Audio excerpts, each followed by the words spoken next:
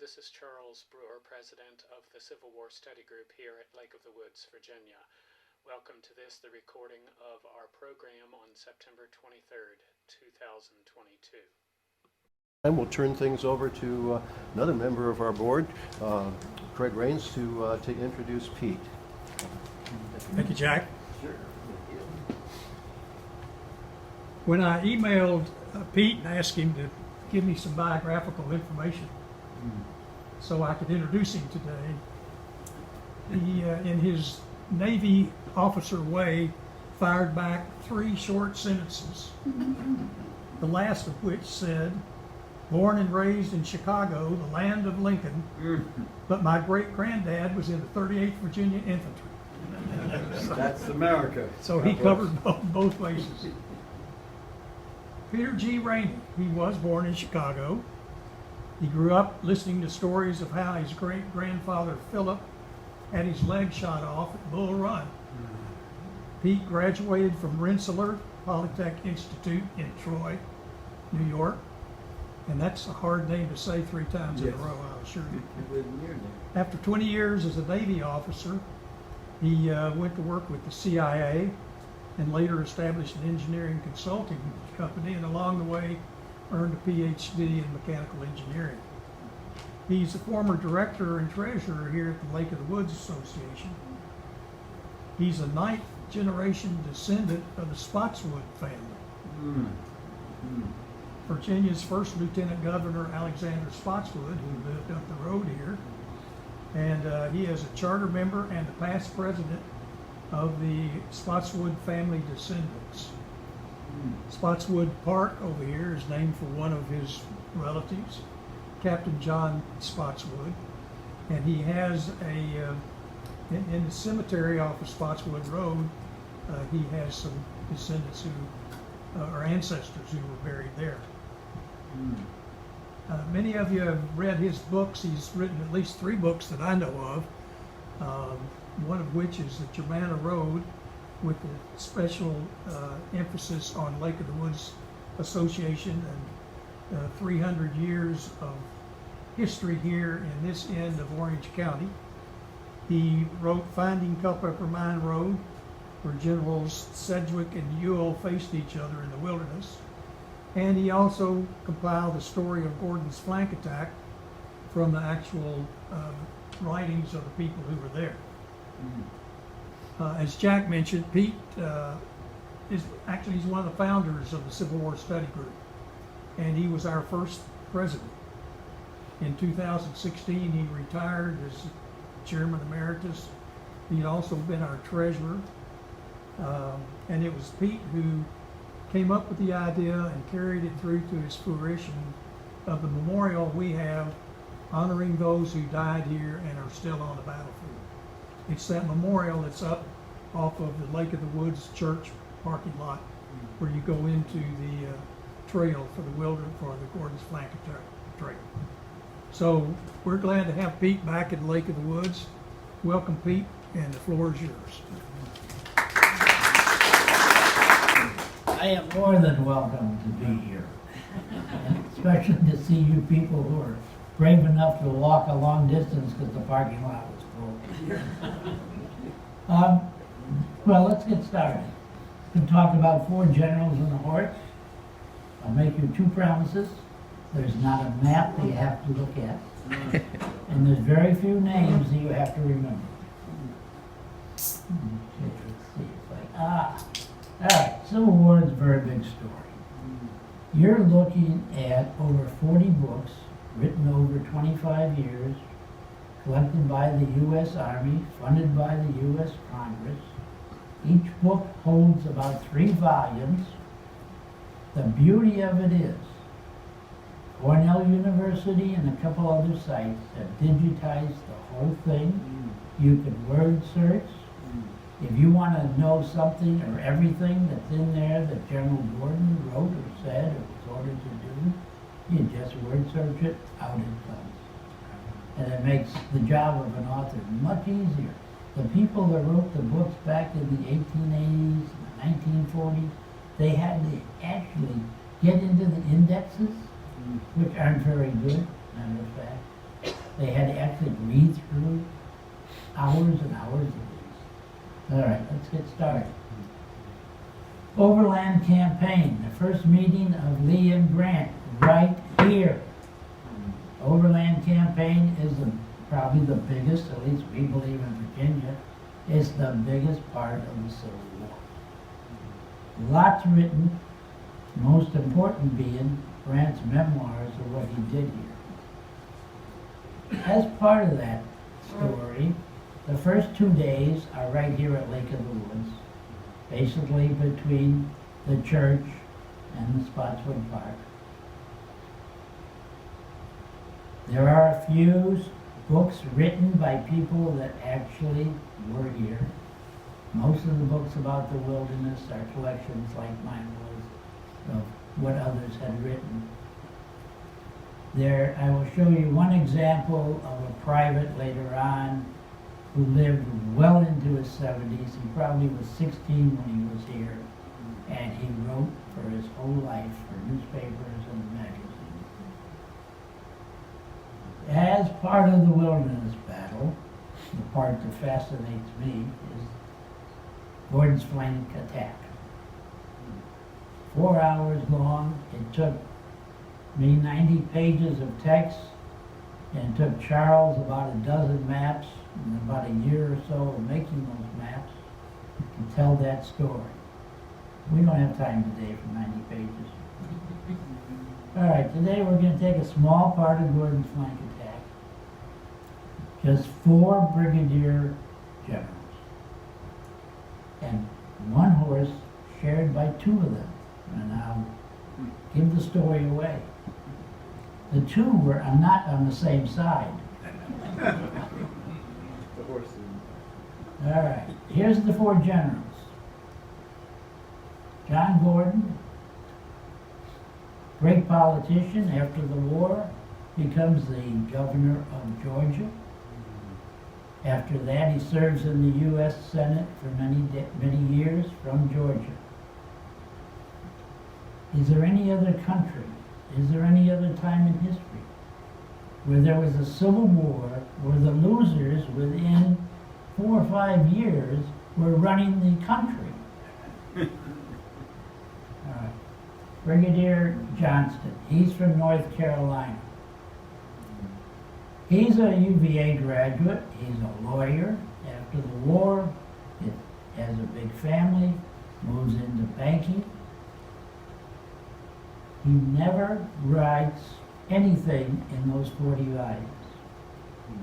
This is very unusual.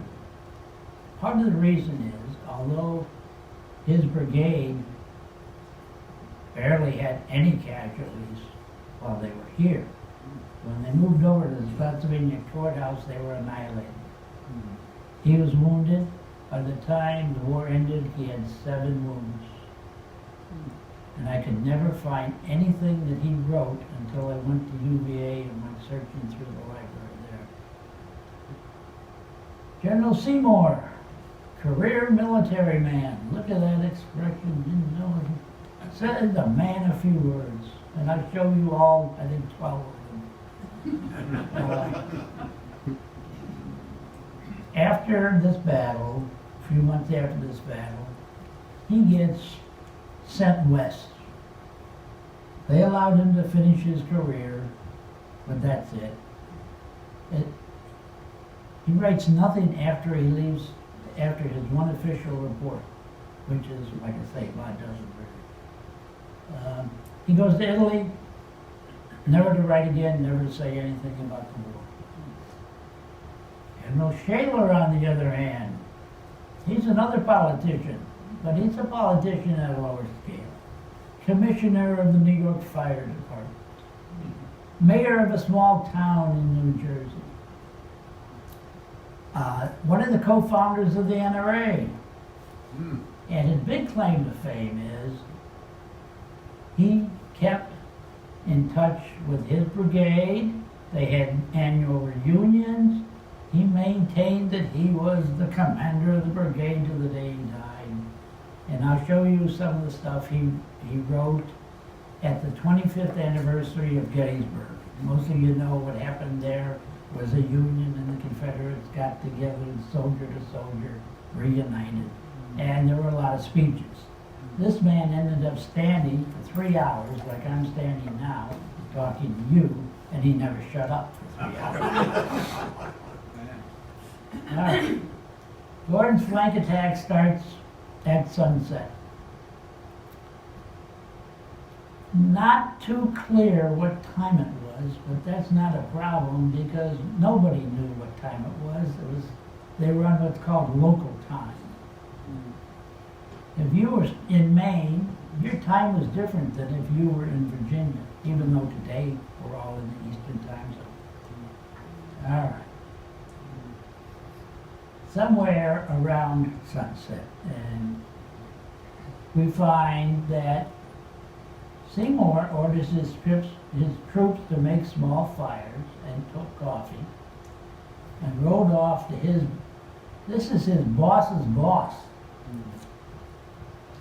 And Shaler had his men stack arms and joined him. So these two frontline generals are ordered by their boss's boss to go from the battle line down by the church and the stables, all the way up to Spotswood Park or somewhere along Route 3. We don't know exactly where the headquarters building was. For whatever reason, Sedgwick decided there wasn't going to be any more fighting after 5 o'clock.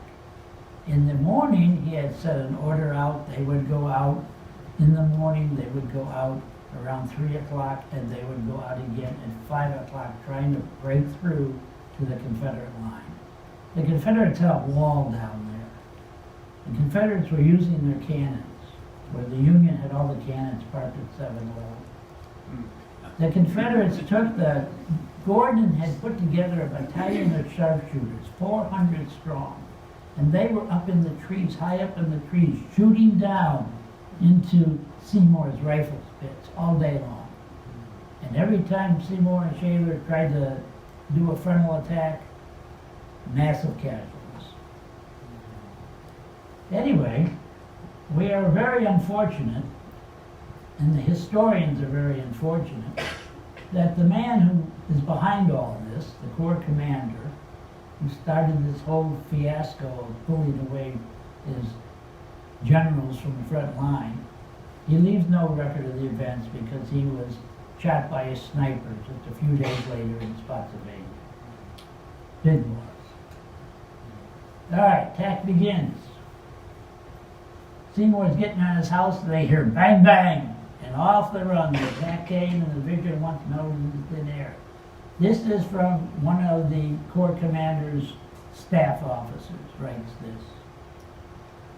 Shaler and Seymour's brigades dissolve in chaos. This is from a movie that was put together that's on the internet. You see in one rifle, 5,000 rifles were dropped on that battlefield, and the Confederates didn't know it until sunrise in the morning.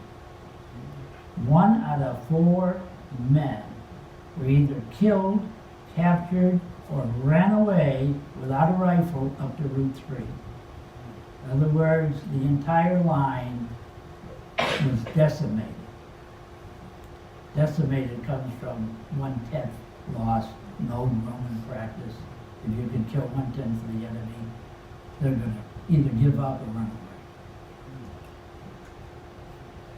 This is twilight, 7:36 that night. At twilight, you cannot distinguish color, and this will be repeated over and over again later on. First one, this is the reenactment of 2014. I know I was in it. Was anyone else on the battlefield that day when they were doing the reenactment? Park Service did a fantastic job. This is one musket going off. Gordon had the 400 sharpshooters who spent the day in the trees. He got them back down. He got them to flank the Union line, and the whole battle started with the 400 of them simultaneously firing into the Union line. Guys are around their campfires, easy targets. They were supposed to load and fire again, but the rest of the troops were so excited they ran right over them, and they never got to fire the second round. This is from Wilson Homer's famous picture. It's a moonless night. This is an artist's artifact. Actually, this tree would be as dark in real life as that tree. All right. I'm a great believer in a second witness. You can write your official report and say what you did, but without a second witness, it'd be nice if they were unbiased, impartial, but you're never going to get that in a situation like this. So you've got a commander, a colonel here, who's also in the same army, but he's very factual. Being the two generals being separated from their brigades while searching for them were both. Well, why would they be separated from the brigades? Well, we know they were called by their boss to go have a little talk. Why would they be searching for the brigade? They know exactly where they left the brigade. Well, they're searching because the brigade has left. This is the short official report. It's a little self-serving. Near the termination of this attack, the attack goes on for at least over an hour, maybe up to 3 hours, depending who you talk to. He was captured within the first 10 minutes. He wasn't riding toward the enemy, he was riding back to where his men were supposed to be. But that's it. The factual party was taken prisoner. Now, General Shaver, he goes on. And as part of the 3 hours, he says he's galloping to collect scattering men to see a more perfect organization that part of the line. Now, there may have been men running by him as he was galloping down to be his front line. But he was not really doing this. He was trying to get back to where he thought his men were. But he did find himself surrounded by a dozen or more butternuts. And if that's not derogatory enough, he calls them straggling vagabonds. He's captured by a dozen or more. The man has a brigade of several regiments. These are hundreds and hundreds of men. Where are they? Now his sword is jerked from his, and an officer steps from behind a tree and retrieves it. And here's the horse.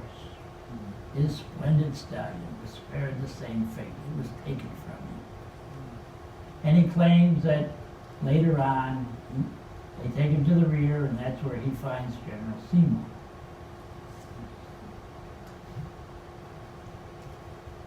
And over the years, the story gets a little more respectable. He's reconnoitering the road. More zeal than caution. Okay?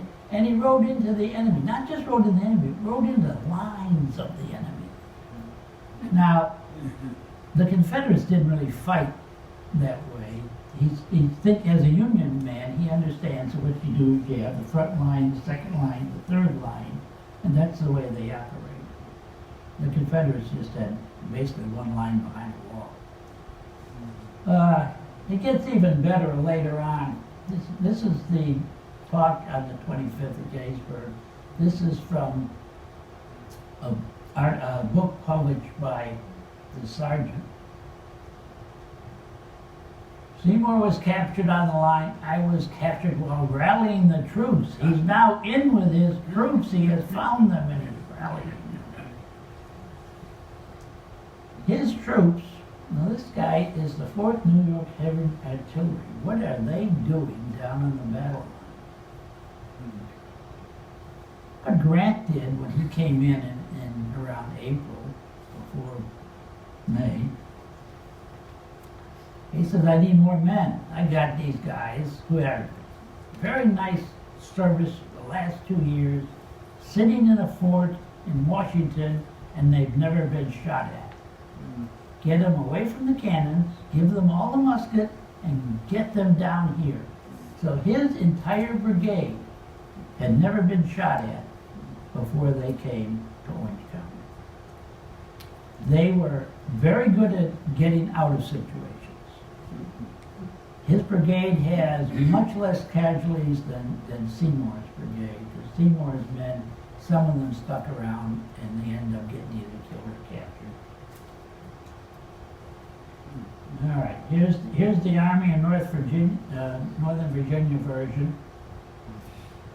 This is the private I was talking about, Private Bradwell. First Company, 31st Georgia. This is from a newspaper article that he published in 1920. So we're talking 56 years later, something like that. So he was a teenager. All right.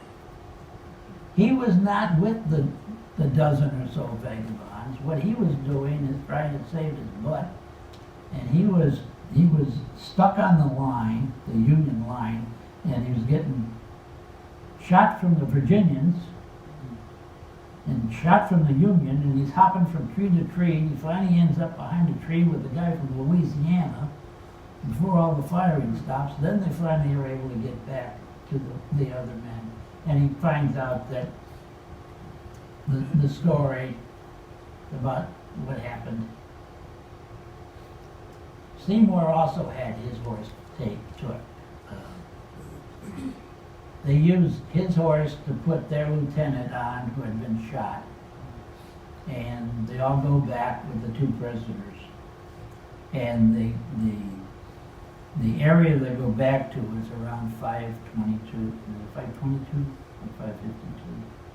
Down Robinson's Tavern area. What is that, Sore 522. Huh? Are you talking about closer, is it right near Robinson's Tavern? Yeah. That's Zora Road. Okay.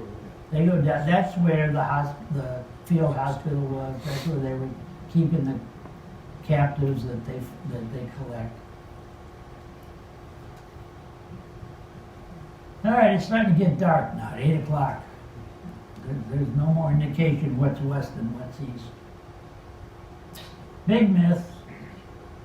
The Army of the Potomac division commander rounds up some regiments, makes a stand near Creekside Drive, and ends the attack at 8 o'clock. You'll find that written in many of the history books. Now, let's kind of look at this. First, these do exist today. They are not well kept. They were not redone by the Conservation Corps like the ones on the main section of the battlefield. But they are there. They're on parkland now. That whole section of land belongs to the park now. All right, this division commander, he never writes an official report of the battle. Now, in the U.S. Army, paper is everything. Reports are essential. You will be fired if you don't get your paperwork done and your reports in. Because his boss, Sedgwick, was shot, killed, he gets promoted. Never writes a word about the battle. And he never firsthand makes this claim. This is all other people making that claim. The facts are, a couple of regiment commanders round up some of the men. Not everybody fled. Even those that did start fleeing, some got stopped enough and changed their mind and rallied around a couple of commanders and brigadier generals, and they made a stand. And that stand was made at Creekside Drive, where those trenches are. Concurrent with this, Grant orders the wagon train to move back to Culpeper. There is enough commotion going on near Spotswood Park There are a couple of ambulances in the park that get blown up by cannon shell. There's some tents in the hospital that have bullet holes through them. So he wants that wagon train moved to Culpeper, or at least to get ready. Now, the odd thing about it is not moving it. It's that he orders it. He bypasses me. He bypasses the Corps commander. He bypasses the division commander. Why? Because all those generals and colonels are running around on horseback, trying to stop this mad rush that's coming up toward Route 3. There's no communication going on. So Grant goes straight down, 3 layers down, and sends somebody over with a handwritten order to that brigadier general that's running the wagon train. Tell him, get ready, move. Here's a picture of this is the real wagon train for the Corps that was in Orange County. This was right across from the main gate. This represents less than a fourth of the entire Army wagon train. Down over in this area is where all the cannons are. Johnson's brigade had marched all day and night from Hanover Junction, that's somewhere between King's Dominion and Richmond. There's an area, a town called Hanover Junction. And they show up at noon on May 6th, and they're put at Flat Run Farm. That's right across from the back gate. Big farm there. Later in the day, he's ordered to support Gordon. So now he is reporting to Gordon the same as all the regiment command colonels are reporting to Gordon. But this guy's a general, but now he has to serve as another regiment. Albeit he's got 1,500 men, 8 cannons. He loses control of the brigade. Several hundred are about to cut off this. We know that someone was shooting into the park area. This seems to be pretty valid that these guys had line of sight of this and were ready to go. When all of a sudden they were ordered to fall back just after 8 o'clock.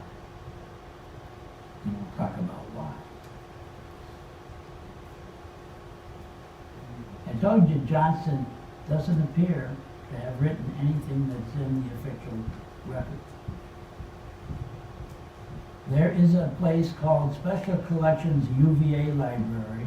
It's a little building. You go down to the basement.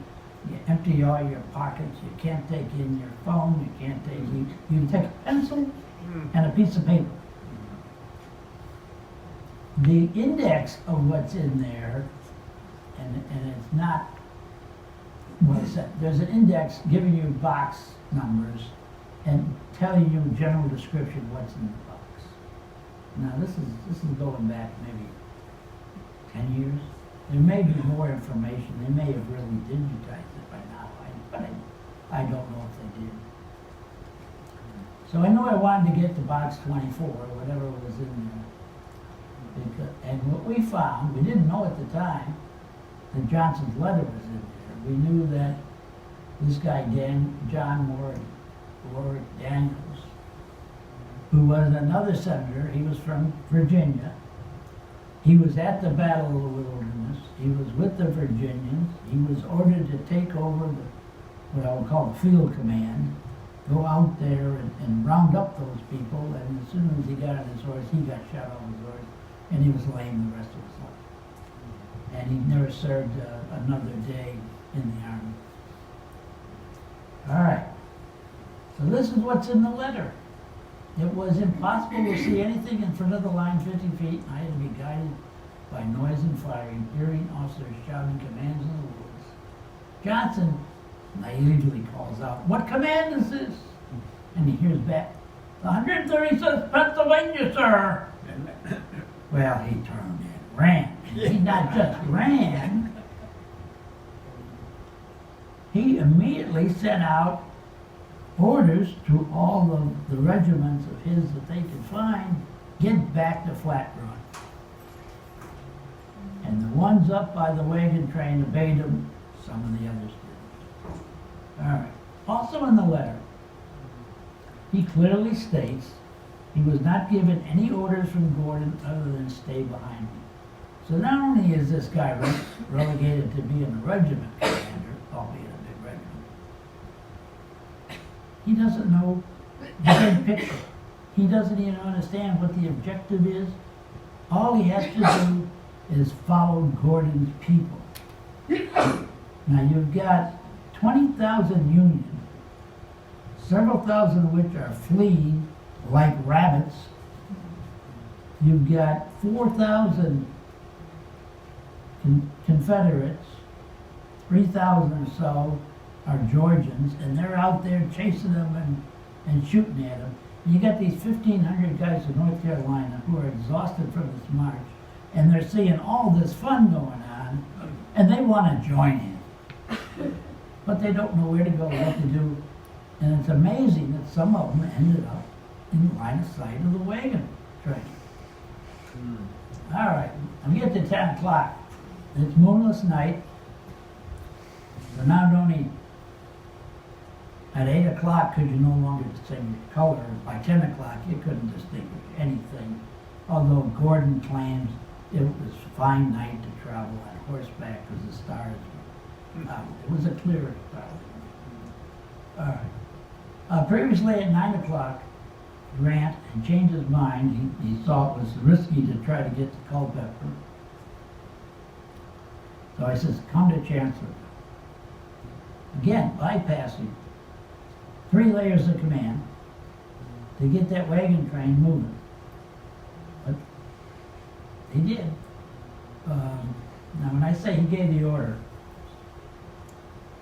the books, the 40 volumes I showed you, it's about 85% Union, 15% Confederate.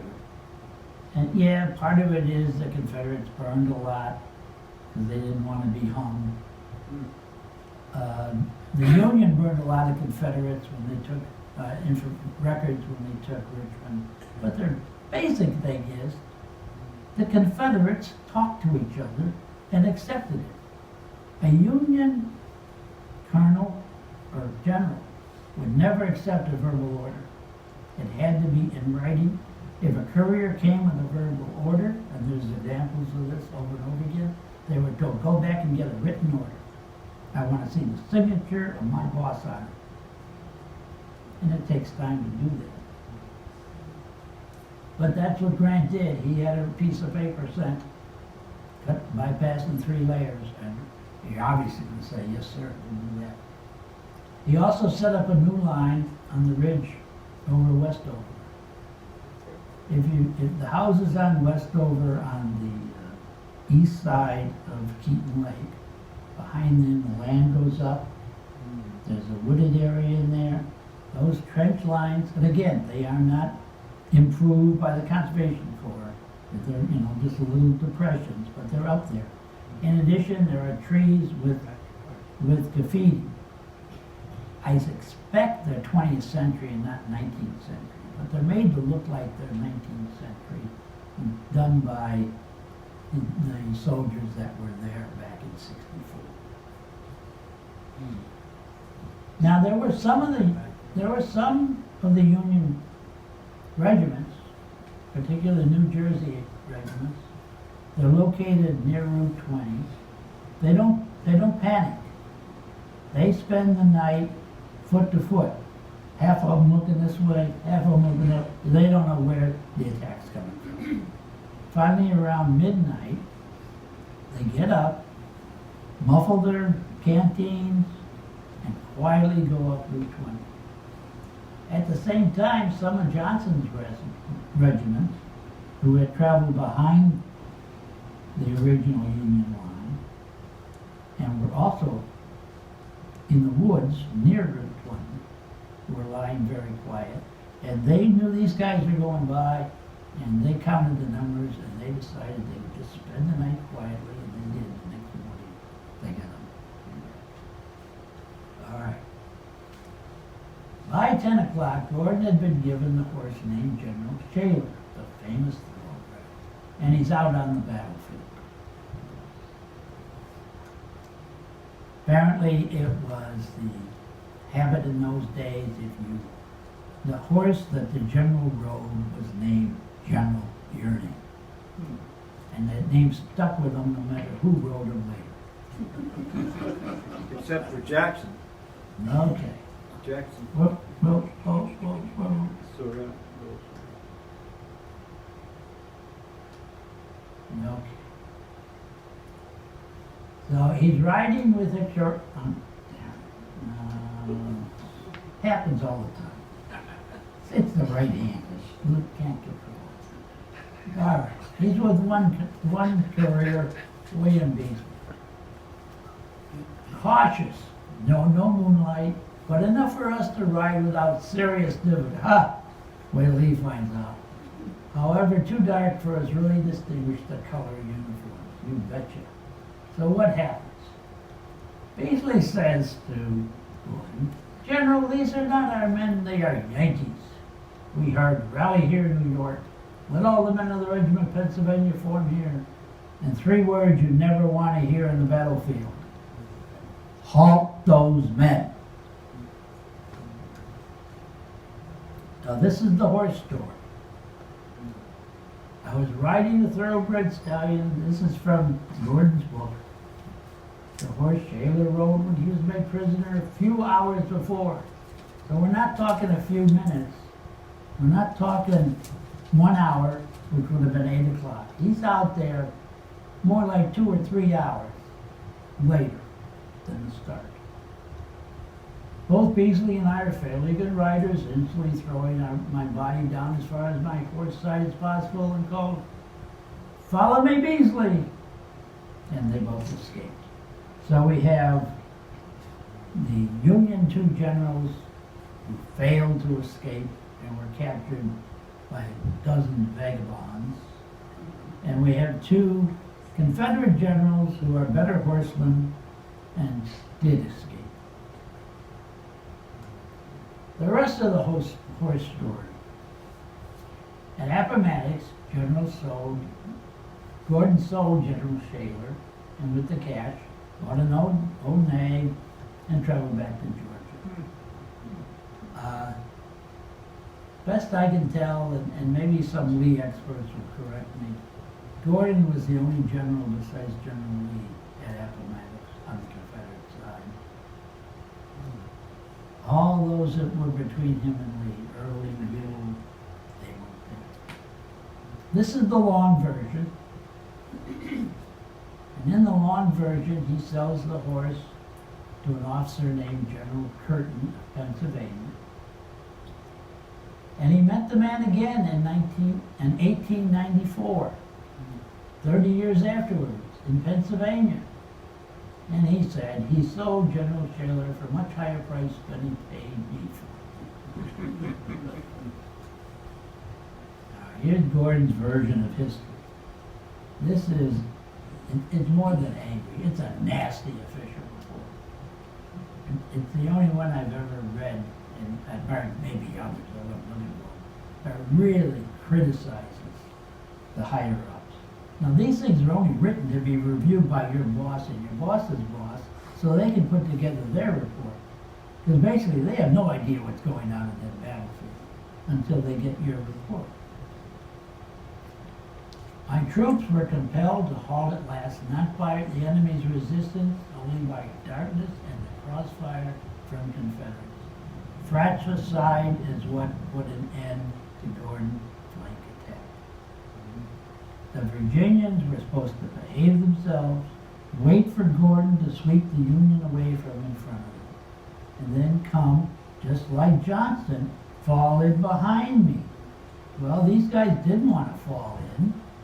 They've been fighting for a day and a half, not making any progress, and all of a sudden they see there's going to be progress, and they want to get into it.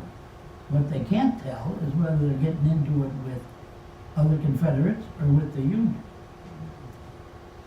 And he finishes by saying 1 hour more daylight would have ensured the capture of a considerable portion of the Sixth Army Corps.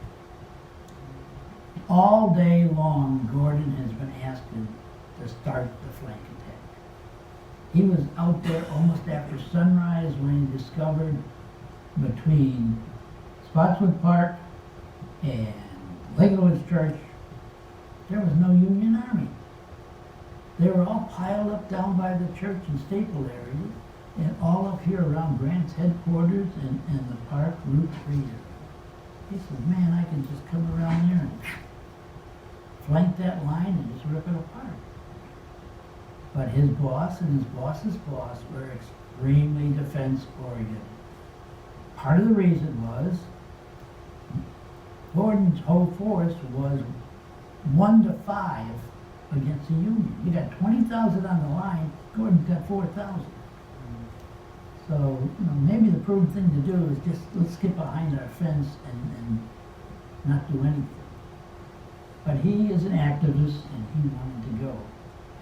And he blames them for the fact that it didn't succeed.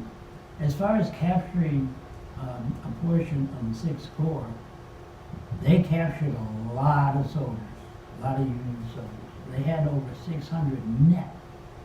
We don't know how big was the gross that they captured because you capture somebody and as soon as you capture him, you turn your back and he's gone behind another tree and you don't know what to do. But they did net 600. All right, now, this is Gordon moving on. We're now in the 20th century version of Gordon. Okay? Decided disaster to the whole right wing of General Grant's army. Not just partially hurting the 6th Corps. This is taking the 6th Corps and the Corps next to them on the other side of 20. It was going to be a disaster of essentially 1/3 of Grant's whole army. And if he loses 1/3, he's got to go back. He's got to get across the river. Yeah, it gets even better. His final statement is that all military critics will certainly agree this is an opportunity that presented an opportunity to overthrow a great army that has rarely occurred in the conduct of a war. Not this war, a war. You know, go back 4,000 years. This is, if that had happened, Lincoln never would have been reelected. There would have been a truce. And God help us, we'd be Europe. Little Europe. All right. My version is very simple. Both generals captured by the same company. There are not very many company commanders. You're talking junior lieutenant who captured 2 generals at one time. That is an amazing feat. All right. And in fact, it was, it was the 31st Georgia Company I that did it. Why these guys had no escorts, I don't know, but they didn't, and they were captured after the brigades were gone. Very simple truths. Anything else, you want to talk about what time this happened? It's all in dispute. It's all kind of multiple accounts. Some say this, some say that. But this simple list of facts is everyone agrees. Want to look at the lessons learned. Sorry. Look at the lessons learned.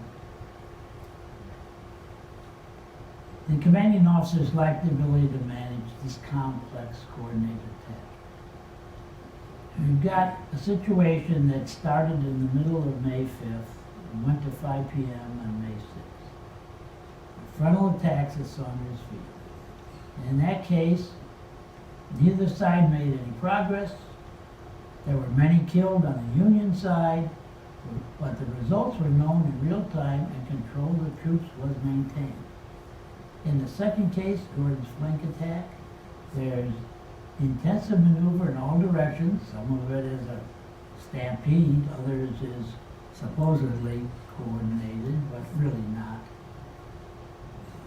you needed to be able to coordinate all the regiments in Wayne County, but there was no control, no coordination, no knowledge of the Army of Northern Virginia success until dawn.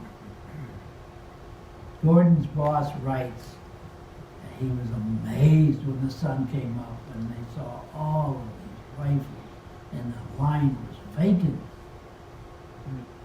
Well, that was 12 hours too late to know it. All right, I want to look at a few what-ifs.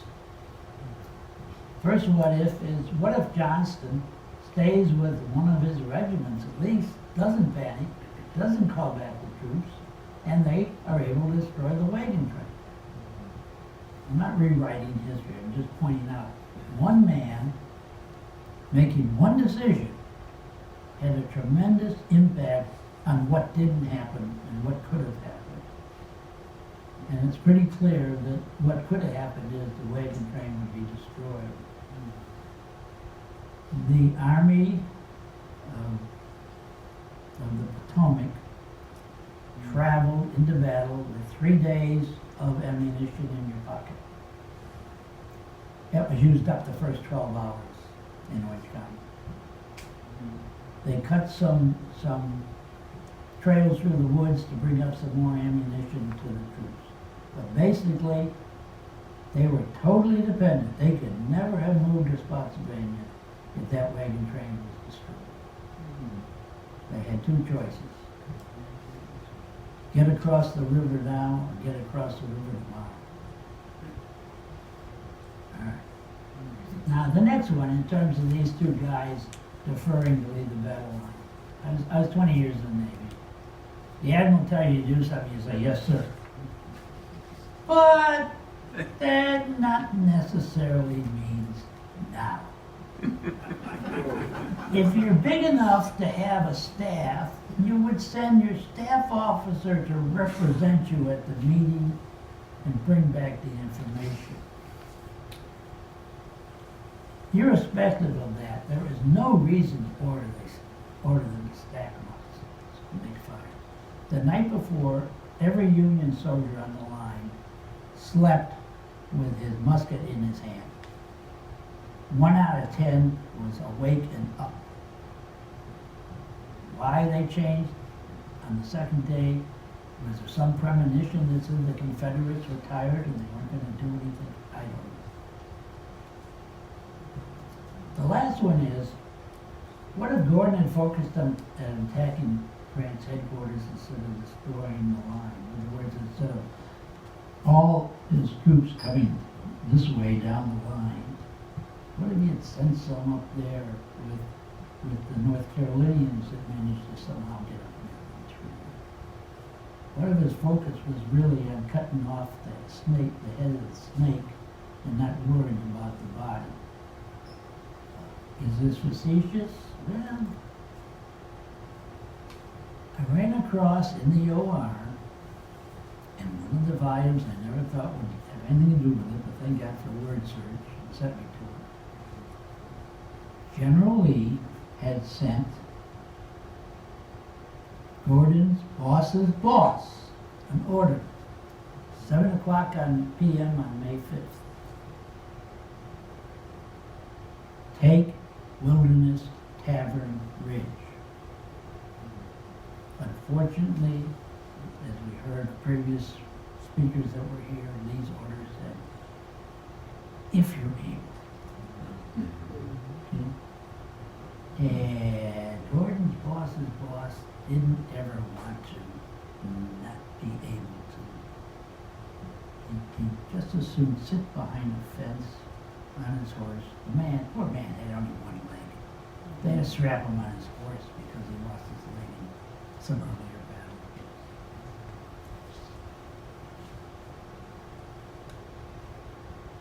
This is from Grant's memoir, written by Samuel Clemens, Mark Twain.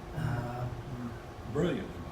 Yes, the editor explicitly says the section of this memoir dealing with the Battle of the Wilderness was dictated verbatim by Grant. The editor didn't change a word for what it's worth. Buried in here, which is a neat description of what went on in the battle. Many officers who had not been attacked by Early, that's Meade's staff, the division commander, the corps commander's staff, they're already in the Grant's headquarters. He says even after Sedgwick had rectified his lines, that's a bit of a stretch. But with news of the disaster, fully impressed with the idea that the enemy was pushing on and would soon be upon me. Now the history of the Civil War in this area is every time the Union Army came across, their general was threatened and had to get back into Stafford County. Back across that river. Take his whole army back. Grant, for the first time, says no. They didn't know how to handle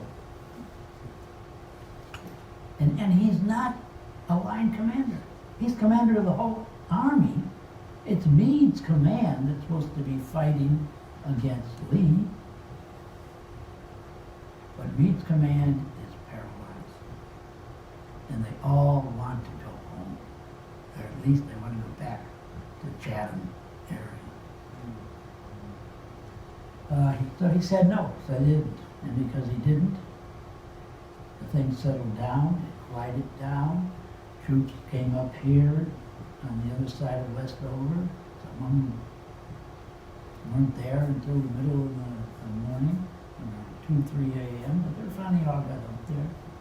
Next day, he has an orderly moved down to Spotsylvania Courthouse. Lee goes also there, and they fight on and on and on until the following April. Here's the bottom line. History is written by the winners. In the evening, the enemy gained an advantage, but was speedily repulsed.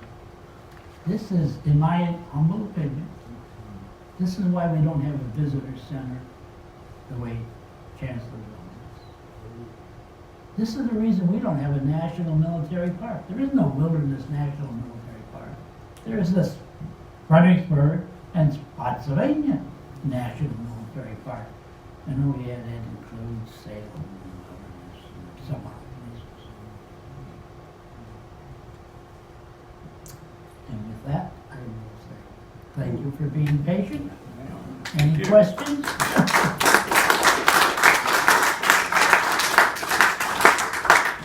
Pete, Yeah.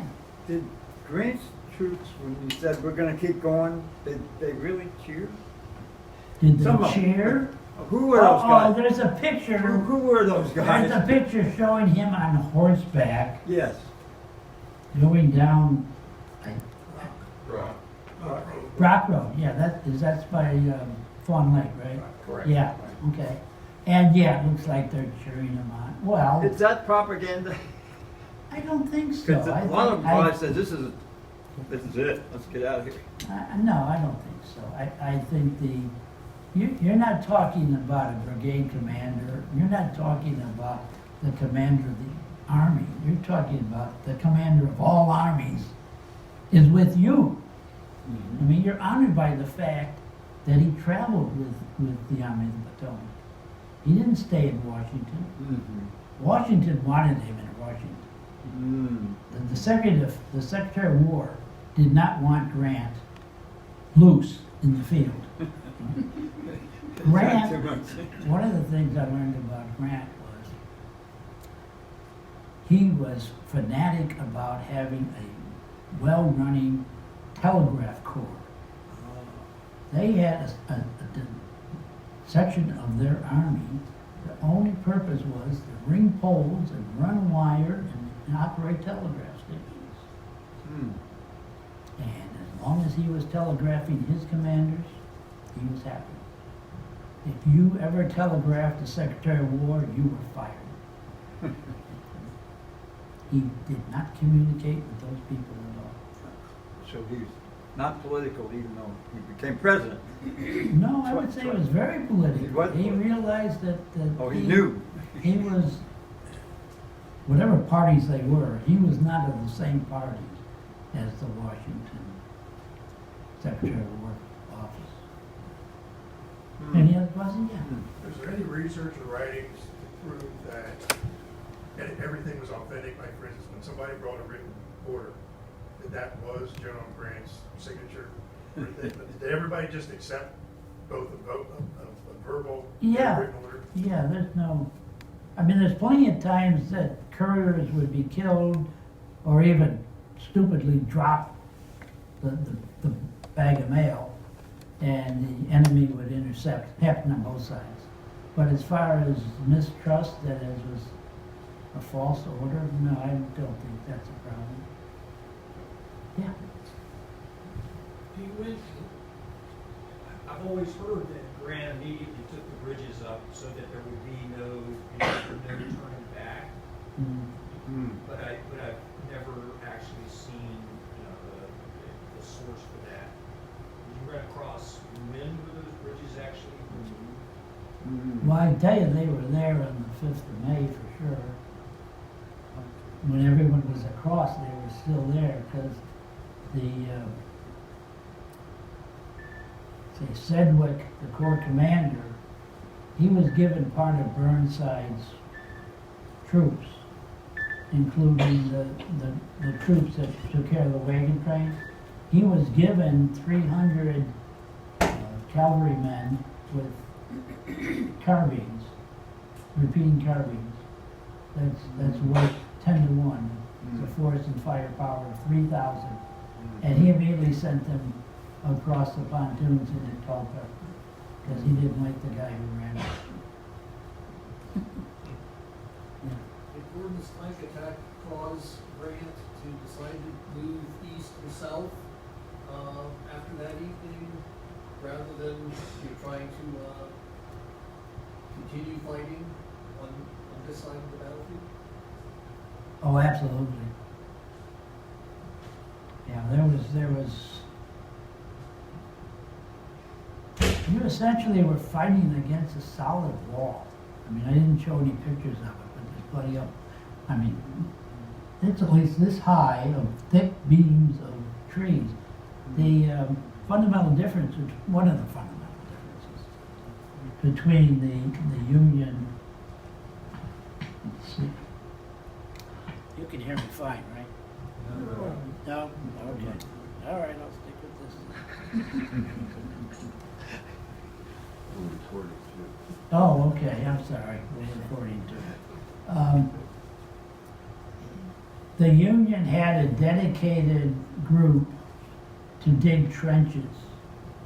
They had dedicated wagons that carried the tools, the axes for cutting trees and the shovels. And these guys didn't carry muskets. I mean, they weren't fighters, they were trench diggers. Confederates, you did it all. And the Confederate soldiers were far, far more equipped, trained, experienced in building defenses. And they built essentially an iron wall. It wasn't iron, but it was thick oak wood. And as I said, they had people up in the trees shooting down. They took their cannons and they would space the cannons all the way along the line with grape shot. And that's what and on the other side, for most of May 5th, it was guys standing there like you're sitting here, and 3 rows, I told you, they have 3 lines. Guys in the back line were getting shot because the people in the trees either could see them or the bullets just flew back there. They were getting just hit by accident, but they're getting hit. And that goes on hour after hour. Eventually, the shovels and all did get to Seymour. Shaler never got dug in. He was the far right side. He never had a trench. Yeah. Pete, that picture of the wagon train, if one man got through and lit that, that would have exploded. That's where the ammo and food, that would have Yeah, ended the battle, well, but. pretty much. I would take more than one to do it, but yeah. Yes, Yeah. but all No, they had that's- to do, and they grouped, it was like Pearl Harbor, they put all the planes together to protect them. Yeah, So well, they they- could go through, and then bam, they were all Well, they gone. did the same thing down at 7-Eleven with all the powder for the cannons.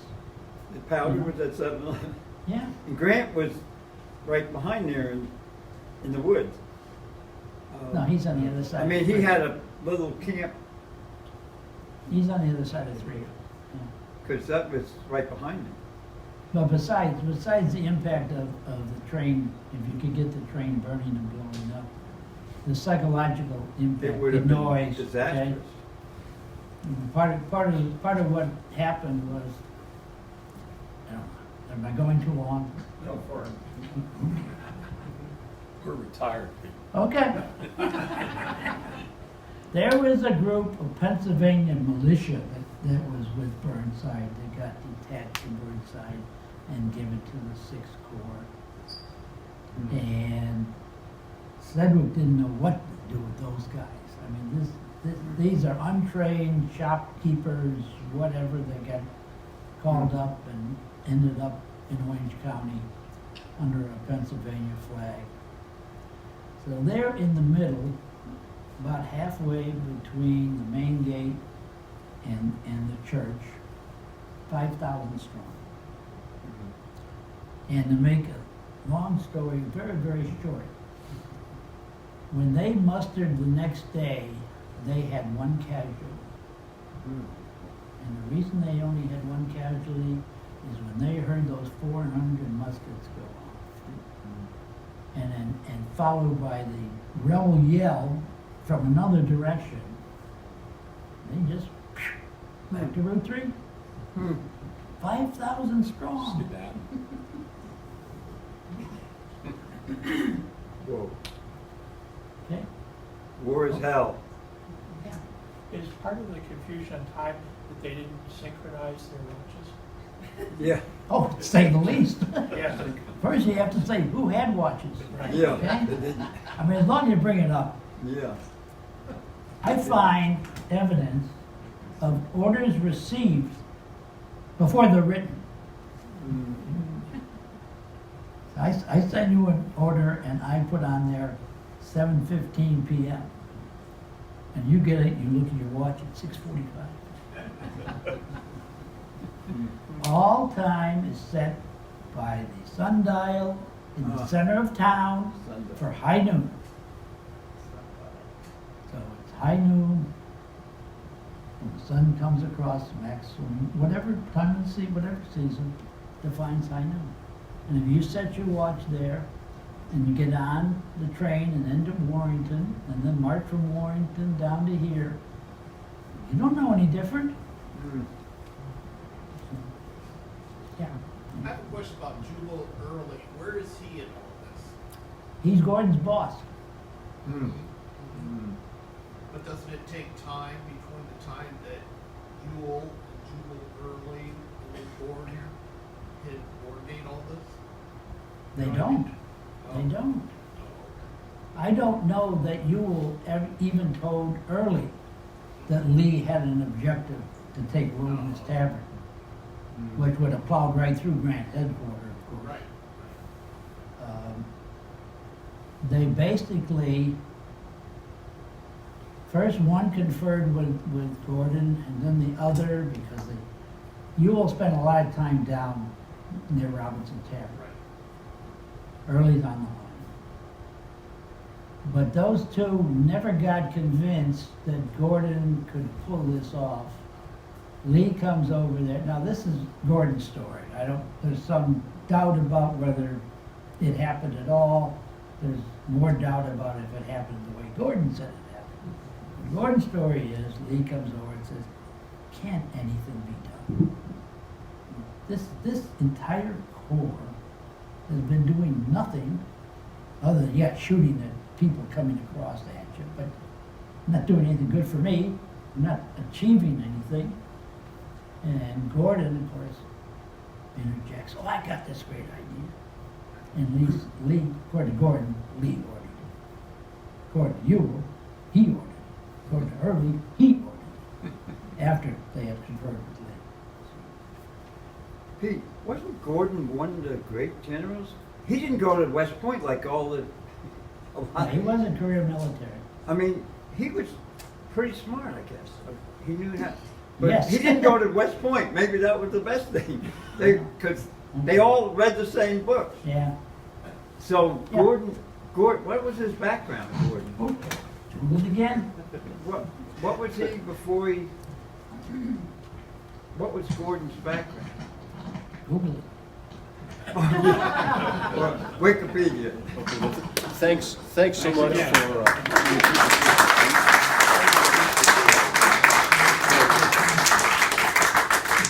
And thanks also to all of you for being present as well. As I was saying before we leave, just a reminder that the next 2 months, the rest of our quarter, will be down here for our meetings, all right?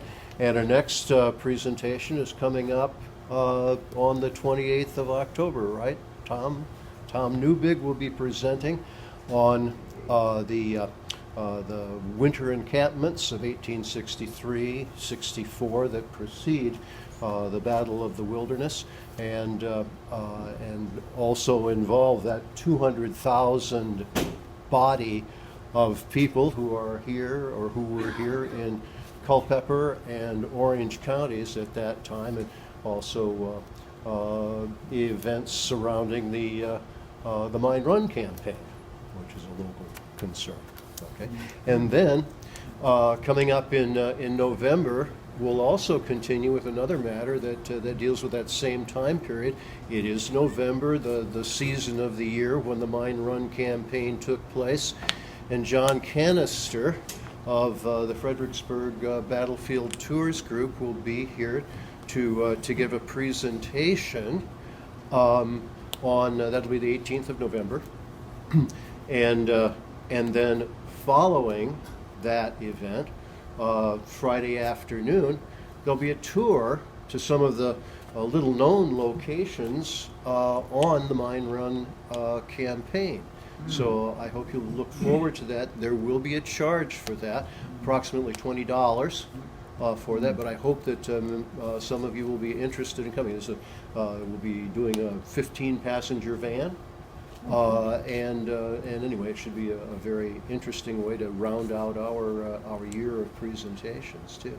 Yes. 18th and 19th, did you say? The 18th and 19th? 18th of November. I hope I've got the date right. Yeah, that's Friday, November the 18th.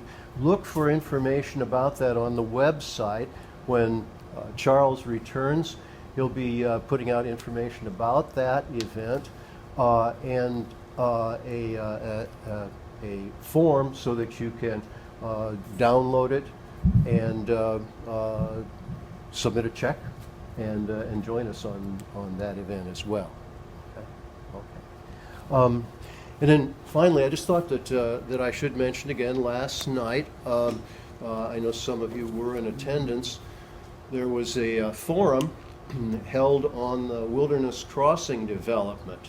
All right? And it's my understanding that as part of that, something to look for will be in the next Lake Currents, which will come out on the 28th of this month, what would be called a report from the External Affairs Committee of the Lake of the Woods Association about what was discussed at that meeting. And I think it's worth it to all of us to keep up on top of what's going on in this development project, and something that will affect us, things that are coming over the next 10 through 50 years. We may not be around to see the end of all of this, but certainly we do have some opportunity to influence what's going on. And that's as much as I would say. Is there anyone who was there last night who would have any comment or any observation they'd like to make about what they heard at the forum? There were about 100, I would say 125 people there last night. Bob. The thing that struck me was their flat denial that they had any information concerning contamination That's of it. the gold mine site. That's the problem. Which is posted, The mercury. you know, on their own website. I heard that. I don't know, do you try to, well, we'll just throw this out and if nobody, you know, raises a question, we'll just let it slide?